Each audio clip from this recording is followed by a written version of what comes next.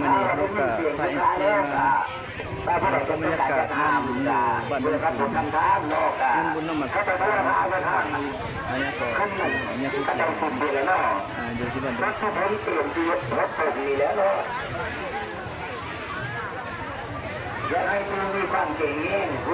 รียมห้องสมัยแล้วก็จะให้มีการมืนเมาเด้อเพื่อเมาแล้วก็จะให้ห้ามเด้อ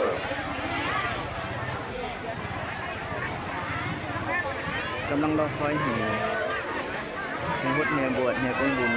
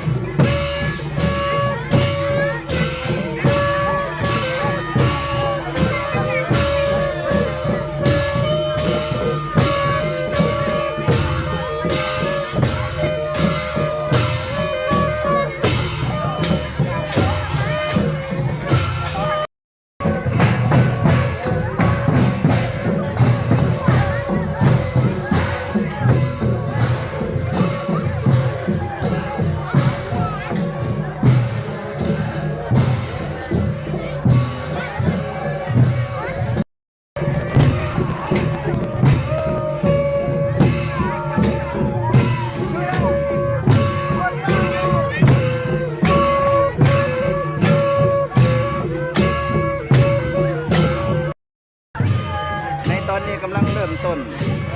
เแห่กองบุญแห่รถแห่ต้นกระปิพร้อมด้วยปัจจัยด้วยกำลังเส้นใหญ่มาแล้ว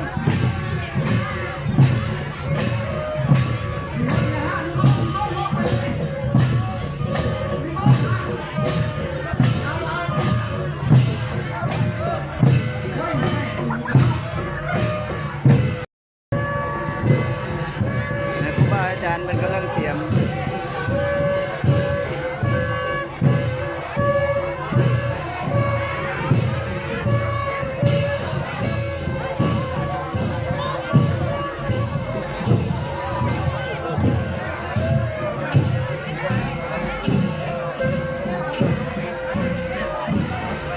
แห่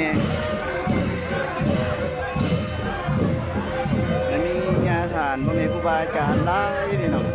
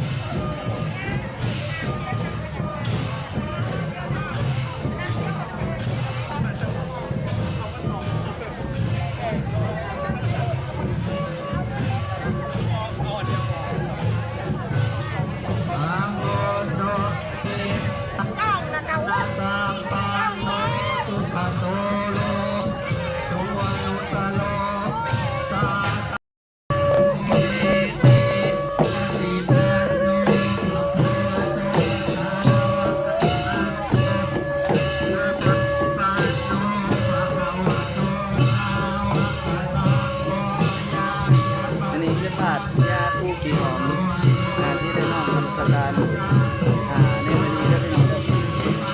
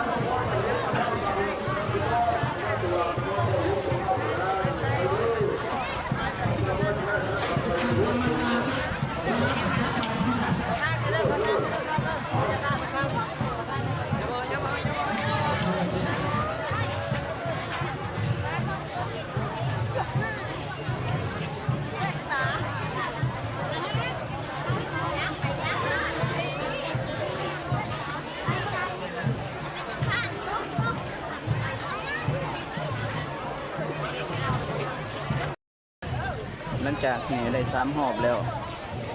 จนทุกต้นเพิ่นก็ได้เอามาบรรจุหรือว่ามาบูชาไว้อยู่ในถาดดูเอามาบูชาถาดหลังจากแห่3 รอบเรียบร้อยแล้ว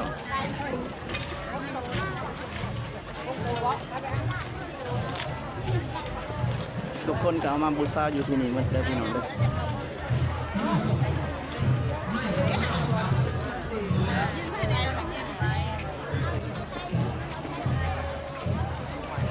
แล้วก็บอลนี้เป็นบอลบูชาถูก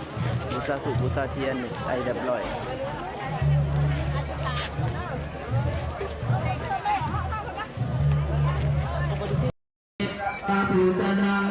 หลังจากแห่แล้วเพิ่นมากก็ได้บทคือว่าได้ทำพิธีบทเต็มหลังเด้อ